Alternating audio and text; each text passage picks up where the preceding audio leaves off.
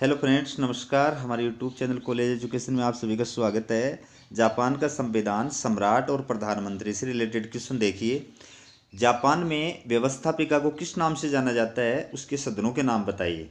तो जापान में व्यवस्थापिका को डाइट के नाम से जाना जाता है, जिसके दो सदन हैं, प्रतिनिधि सभा और सभासद सदन।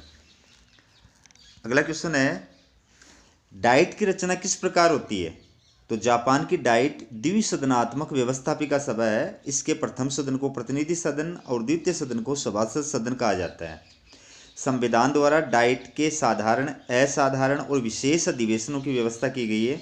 डाइट के साधारण अधिवेशन कैबिनेट के निर्णय के अनुसार सम्राट द्वारा बुलाए जाते हैं।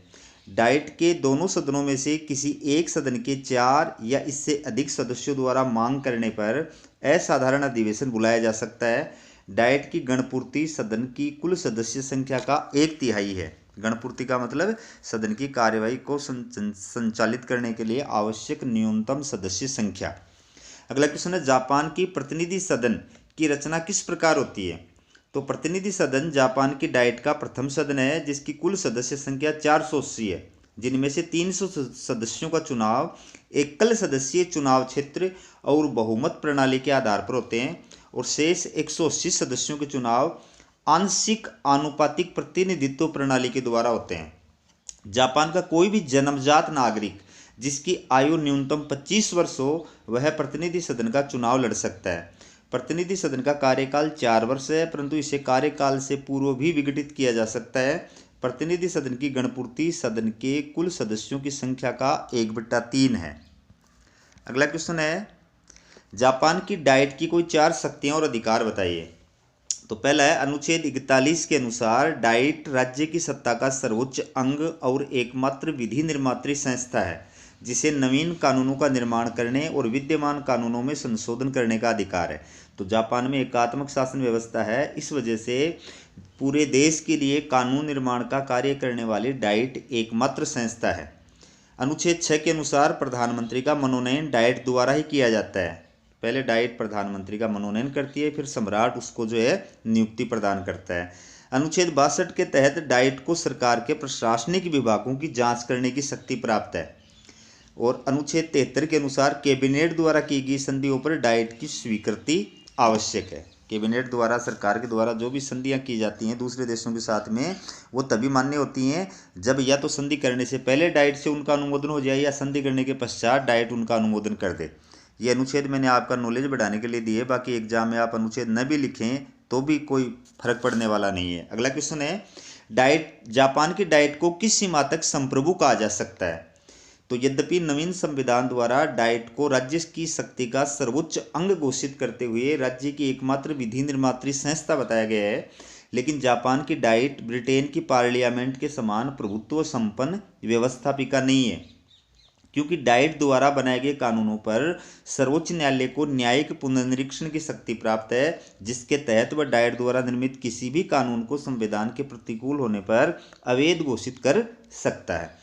तो इस आधार पर हम कह सकते हैं कि डाइट जो है वो ब्रिटेन की संसद की तरह, ब्रिटिश पार्लियामेंट की तरह पूर्ण प्रभुत्व संपन्न नहीं है, वो मनमाने तरीके से कानून निर्माण नहीं कर सकती है। अगला क्वेश्चन है, जापान की न्याय व्यवस्था की कोई 5 विशेषताएं बताइए। तो न्यायपालिका शासन की एक स्वतंत्र शाखा, न्यायपालिका का लोकतंत्रीकरण। न्यायपालिका का लोकतंत्रीकरण का मतलब ये है कि वहाँ पर जो न्यायाधीश होते हैं, उन न्यायाधीशों की नियुक्ति यद्यपि कैबिनेट द्वारा की जाती है। मुख्य न्यायाधीश की नियुक्ति जो है कैबिनेट के परामर्श से सम्राट करता है, और बाकी अन्य न्यायाधीशों की नियुक्ति कैबिनेट द्वारा की जाती है। लेकिन उन नियुक्तियों के बाद में क्या प्रावधान है वहाँ पर कि जनता से और उसकी पुष्टि होना जरूरी है, कि जब प्रतिनिधि सदन के चुनाव होते हैं तो उन चुनावों के अंदर उन न्यायाधीशों की नियुक्ति की भी पुष्टि जनता के द्वारा की जानी जरूरी है। हर 10 साल के बाद में भी ये नियुक्ति की पुष्टि की जानी जरूरी है। अगर जनता उन नियुक्तियों की पुष्टि नहीं करती है, हर 10 साल बाद में नियुक्तियों की पुष्टि नहीं करती है, तो फिर वो न्यायाधीश अपने पद पर नहीं रह सकता है। न्यायपालिका की स्वतंत्रता की गारंटी, विधि के शासन की स्थापना, न्याय व्यवस्था की एकरूपता। अगला क्वेश्चन देखिए, जापान के सर्वोच्च न्यायालय की रचना कैसे होती है। तो सर्वोच्च न्यायालय जापान की न्याय व्यवस्था के शीर्ष पर स्थित होता है, जिसमें मुख्य न्यायाधीश के अलावा 14 अन्य न्यायाधीश होते हैं। मुख्य न्यायाधीश की नियुक्ति सम्राट द्वारा मंत्रिमंडल के निर्णय के अनुसार की जाती है और अन्य न्यायाधीशों की नियुक्ति मंत्रिमंडल द्वारा की जाती है। लेकिन नियुक्ति के उपरांत तथा इसके बाद प्रति 10 वर्ष के पश्चात प्रतिनिधि सभा के चुनाव के समय जनता द्वारा इसका अनुसमर्थन किया जाना आवश्यक है। न्यायाधीश पद पर नियुक्ति के लिए न्यूनतम आयु 40 वर्ष निर्धारित है और 70 वर्ष की आयु तक न्यायाधीश अपने पद पर रह सकते हैं। ठीक है, अगला क्वेश्चन है, जापान के सर्वोच्च न्यायालय की न्यायिक पुनर्निरीक्षण शक्ति को स्पष्ट कीजिए।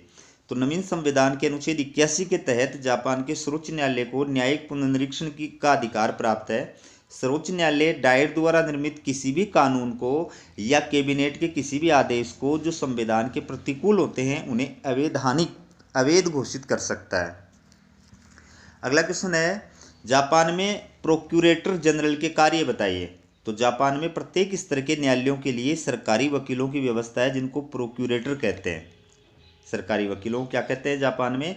प्रोक्यूरेटर कहते हैं। हर स्तर पर होते हैं, जैसे जिला स्तर पर है, तहसील स्तर पर है, राज्य स्तर पर है, फिर केंद्र स्तर पर, इस प्रकार से। तो सरकारी वकीलों की संपूर्ण व्यवस्था के शीर्ष पर प्रोक्यूरेटर जनरल होता है, सबसे ऊपर।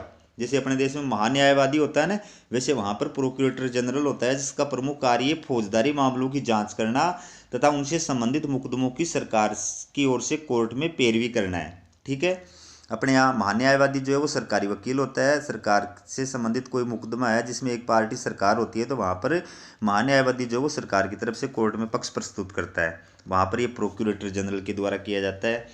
जापान की सर्वोच्च न्यायालय के कोई 4 कार्य और शक्तियाँ बताइए। तो पहला है अधीनस्थ न्यायालय द्वारा दिए गए निर्णय के विरुद्ध अपील सुनने का अधिकार। दूसरा, न्याय प्रशासन के संबंध में नियम बनाने का अधिकार। तीसरा है न्यायिक पुनरावलोकन का अधिकार। और चौथा है मूल अधिकारों और संविधान की रक्षा का अधिकार। अगला क्वेश्चन है, कौटुंबिक न्यायालय के बारे में बताइए।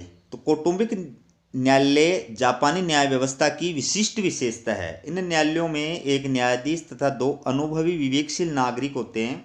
इन न्यायालयों का उद्देश्य परिवार के सदस्यों एवं संबंधियों के बीच सामंजस्य स्थापित करने में सहायता करना है। ये न्यायालय घरेलू स्वभाव के तथा बाल अपराधियों के मुकदमे सुनते हैं। जैसे अपने यहाँ ग्राम अदालतें होती हैं ना, उसी प्रकार से वहाँ पर कौटुंबिक न्यायालय होते हैं जो आपसी सहमति से जो है वो दोनों पक्षों में सुलह कराने का कार्य करते हैं। अगला क्वेश्चन है, जापान की दलीय प्रणाली की कोई 5 विशेषताएं बताइए। तो राजनीतिक दलों पर उच्च वर्गीय लोगों का प्रभुत्व, राजनीतिक दलों का संविधानेतर विकास। संविधानेतर विकास का मतलब ये है कि जापान में राजनीतिक दलों का निर्माण संविधान के तहत नहीं हुआ है। संविधान में राजनीतिक दलों के गठन के बारे में कोई उल्लेख नहीं किया गया है, संविधान से बाहर इनका विकास हुआ है। फिर है बहुदलीय पद्धति, तीव्र गुटबंदी, राजनीतिक दलों का व्यक्तित्व केंद्रित और नेता केंद्रित होना। लास्ट क्वेश्चन है, जापान के किन्हीं 5 प्रमुख राजनीतिक दलों के नाम बताइए। तो democratic party of Japan, social democratic party, liberal democratic party, new frontier party, new Komeito.